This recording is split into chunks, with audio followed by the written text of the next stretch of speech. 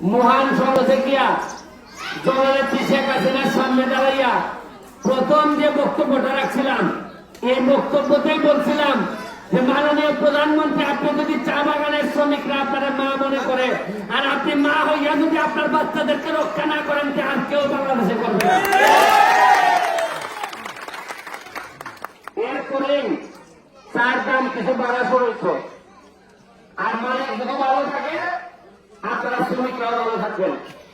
কারণ আপনারা কি জানেন যে 1 কেজি চা পাতা উৎপাদন করতে খরচ লাগে 200, কত লাগে? আর 1 কেজি চা পাতা বিক্রি করে কত জানেন? 100। তাহলে লস কত? মানে বানাইতে লাগে 200 আর বিক্রি করে 100, কত লস হয়? তাহলে এই লস হইলে এরা দিব কেমনে? ব্যবসায় যদি লস হয়, দোকানে যদি লস হয়, তো দোকান বাচ্চা আবার বকু।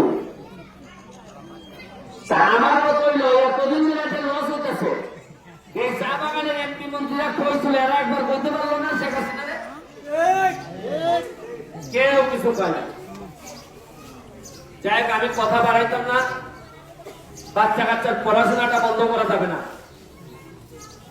ব্রিজ পুরানো 1.5 কোটি টাকার একটা ব্রিজ হইতেছে, কইছিলাম যে সানমানের ব্রিজ 2 মাসের মধ্যে করবো, কয়ে গেছিলাম, মনে আছে নাকি জানি? 2 মাসের মধ্যে কান ধরাইছি।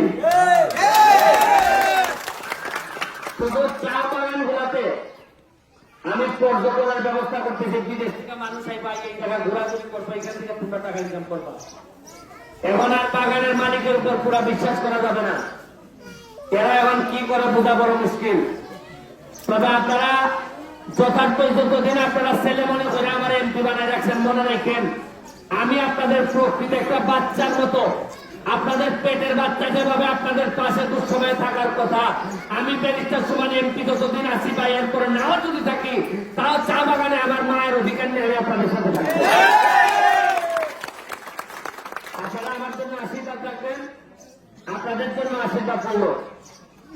আর নির্বাচন আসছে, একটা উপজেলা নির্বাচন আসছে, আমি আপনাদের কাছে আশীর্বাদ চাইব এবং আপনাদের কাছে বলবো যে দোয়া করবেন যাতে একটা সৎ লোক, যে মানুষের টাকা মারে না, যে মানুষের গম মারে না, যে মানুষের চাল মারে না, যে চা বাগানের মানুষের 5,000 টাকা আসলে 1 থেকে 2,000 টাকা মেরে দেয় না, এইরকম একটা তরুণ একটা এইরকম কাজ করতে পারে, গান জানে গানতে পারে, এরকম একটা লোককে ভগবানের রাস্তায় এরকম একটা ভালো লোককে ভোট দিয়ে আনতে এলে আগামীতে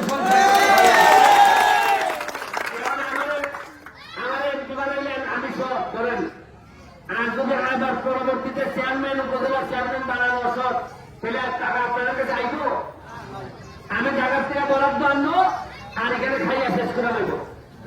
আপনারা এখানে নিজাম চৌধুরী আছে, আমাদের মেম্বার আছে, মিঠুন আছে, এরা আপনাদেরকে যেভাবে বলে আমার যদি ভালো চান, মনে করেন যে আমি ভালো লোক চাই, এরকম ভালো লোকের ব্যবস্থা করবেন। আর সারা জীবন নাইলে কিন্তু ভুগতে হইব।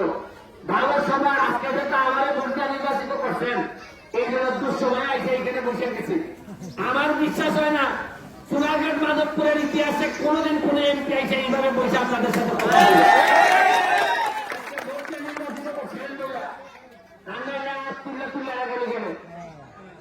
আমি আজকে পর্যায়ে গেলাম, আগামী সপ্তাহে যখন যদি এরকম হয়, আমি আপনাদের সাথে আছি।